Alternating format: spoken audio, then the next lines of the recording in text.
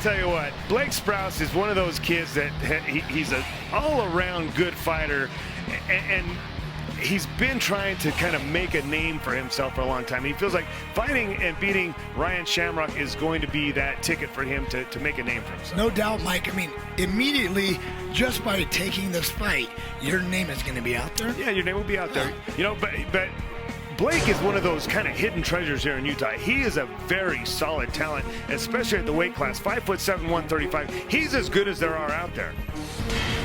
Well, we're here with the Ultimate Combat Experience. We got Blake here, and Blake is going to be the main event. I know he's going against my son, Ryan Shamrock.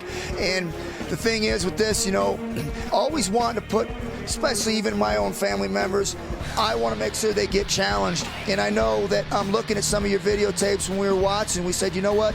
This kid has got some skill. He's tough. You know, he doesn't quit, and he's going to challenge every step of the way in every round. And so for us to be able to have you step in there and fight my son, I already look at this as an uphill battle for him, and it's going to be a challenge for him. So and I know that you've watched him and also experienced a little bit about his fighting style too. And so kind of what do you think about where he's been and what he's done?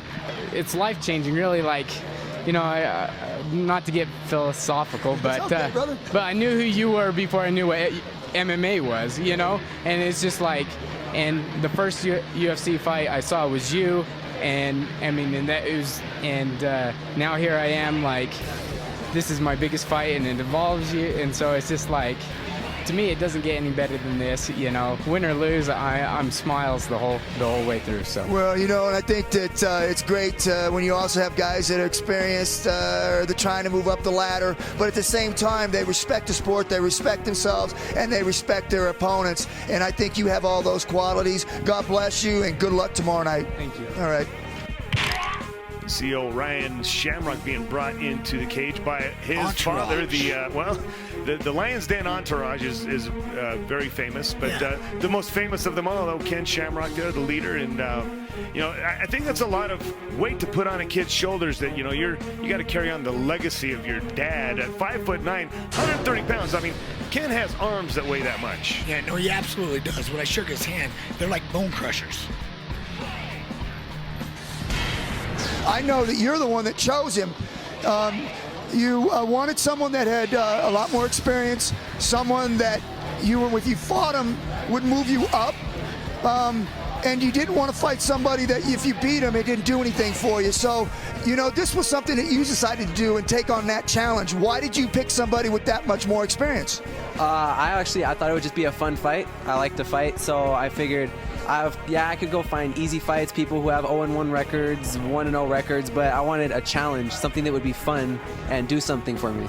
Well, you did that because he's definitely well-rounded, and he does have a lot of experience, and you are the underdog going into this fight just because of the experience level. So with this being said, how do you plan on approaching, with the experience that he has on the ground and the stand-up, how do you go about approaching this fight and taking away his advantage in the experience department? I'm just going to go out there and fight, have fun, do whatever I can to win, and no matter what, it's going to be exciting, that's for sure. So basically what you're saying is experience and no experience. When the bell rings, the fight begins. Exactly. Well, that's good to hear, because I'm going to be in the corner. I get front row seats, and I get to see the skin slapping and the bones breaking. No, we don't want that to happen. Yeah, without a doubt. You see right here, both these guys very similar in size and build. For 130 pounds, they're both pretty tall for the weight class, and you don't see a lot of bulk on either one of them. They just don't have that fighter look to them. No, neither of them do. But remember, back in wrestling, you were wrestling about that weight too. Yes, I was, Gary. I was a little guy. I'm twice the man now. three times the man. Yeah.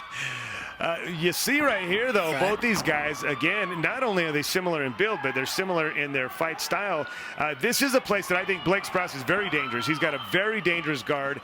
You know, it looks like actually Shamrock's taking that dangerous guard right now out of his hands. Well, he's trying to punch his way through that dangerous guard, but, you know, that's how slick Blake Sprouse is, man. He'll have you in trouble and have you in trouble in a hurry. You know, I don't disagree that he can't, but once again, we're close to Shamrock's corner, and he's yelling out to his son exactly what to do. I think he's going to listen to his Right dad. in the middle of the cage. Gary, what are you talking about? You know what? You're right about that, but...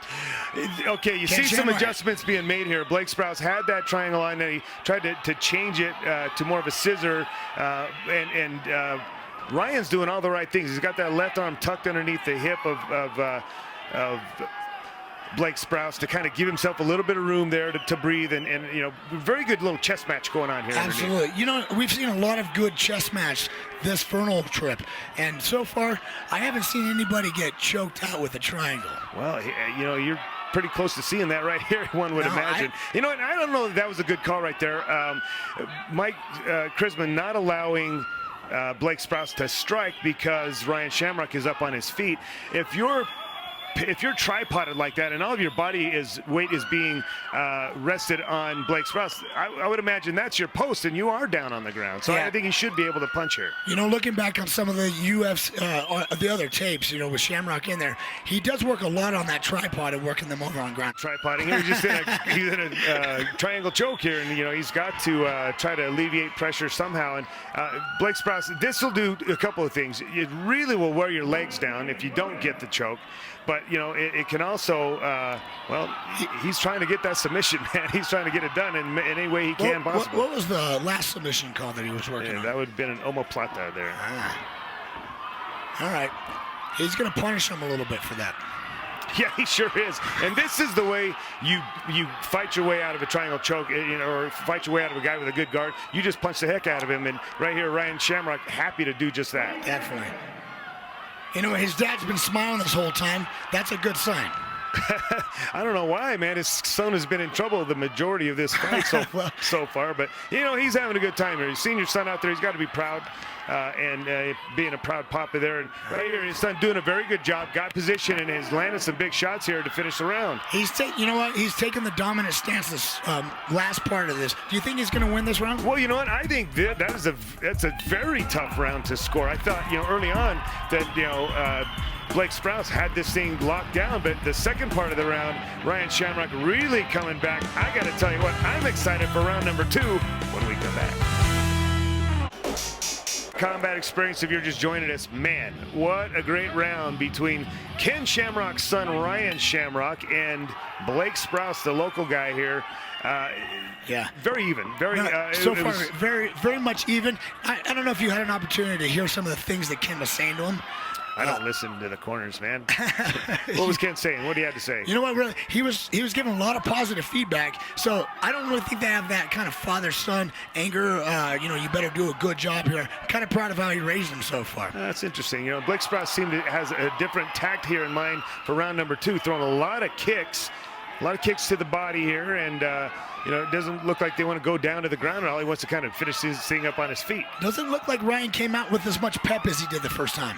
Being in a triangle choke for most of a round will do that to you. It'll take you out of you. And you're right. I think maybe conditioning may become a factor in this fight. Right here, it looks like Blake Sprouse is putting on a stand-up clinic. He's landing just about every shot he throws, and the ones that he's not landing that are on the gloves, they're still getting with enough force that I think that Ryan Shamrock's feeling him. You know what? I imagine his dad's not saying anything right now. I imagine his dad has trained him enough to throw some punches after you get kicked or hit, and I'm not seeing any of that. He may have gotten stung by one of these. He might be a little hurt. He may just be out of gas, you know. I mean, and the other thing is maybe they didn't expect Blake Sprouse to come out with this much energy on his feet, and maybe he's kind of taking it back a little bit. He's taking it to him, that's for sure. All right, good stuff here. Blake Sprouse really coming on strong. But, you know, we mentioned in the first round, we thought he had the round locked up about the midway point as well. And then Ryan Shamrock able to come back in a big way in the second part of the round. So maybe that's what he just needs to do, shift gears and pick it up a little bit. You know, it's a lot like jogging. You get your second win and you really take off. But it's hard to get that second win when you're getting shots to the body like that, though. They're not going to win right out of you. Not too many people hit you while you're jogging. Unless you're jogging in my neighborhood. All right, the onslaught continues. Blake Sprouse really letting Ryan Shamrock have it. And wisely, Ryan says, look, man, let's get this thing to the ground. Unfortunately, he's got this thing to the ground, but he's in, well, it looked like he was in a guillotine, but not anymore. But again, look how dangerous Blake Sprouse is. You're always in trouble when you're in his guard. He's just constantly on the offensive. Yeah, you know, he has kind of A rubber guard like, I don't know if I'm allowed to say Anderson Silva, but like Anderson Silva. Well, let's not get crazy now. He's good, but Anderson Silva's one of a kind. Yeah, that's a good point.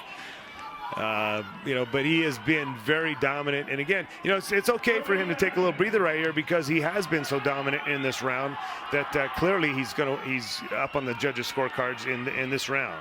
Obviously he's not too in control over this fight because unlike all the other Lions Den guys, you see them pick him up and take him to the corner where they can get some instruction from Ken. Right. Maybe he wants to get away from Ken's voice for a little while. Hey, I know most people want to get away from my voice. Yeah, well, I would. My kids don't like to hear me talk either. So there you go, round 2 in the books, and a very clear and convincing round for Blake Sprouse. He's clearly won that round, but the first round is a toss-up. He could very well be in a dead heat tie right now, or he could be up 2 rounds to nothing. You see Ken Shamrock imploring his son to get up off the stool, but what's going on here? It doesn't. There's got a doctor come in and take a look at him. It doesn't look like Ryan Shamrock wants to get up off the stool. I'm seeing some dad concern going on here, though. Well, I'm seeing the son say, "I don't want to fight anymore." Is what I'm seeing, and we're going to wave it off here. That's it. Kind of an anticlimactic finish to it, but Blake Sprouse has got to be very happy with his performance here. I think that was more a case of, hey, I just don't want to get beat up anymore. You know what? I must have missed some crucial thing there. He went out really quick. I hope we find out what happened. Well, I don't know that he's hurt. I just think he just felt like he was getting bested by BS Blake Sprouse. And really, the hometown crowd has got to be very pleased with that performance. And now you really have put your...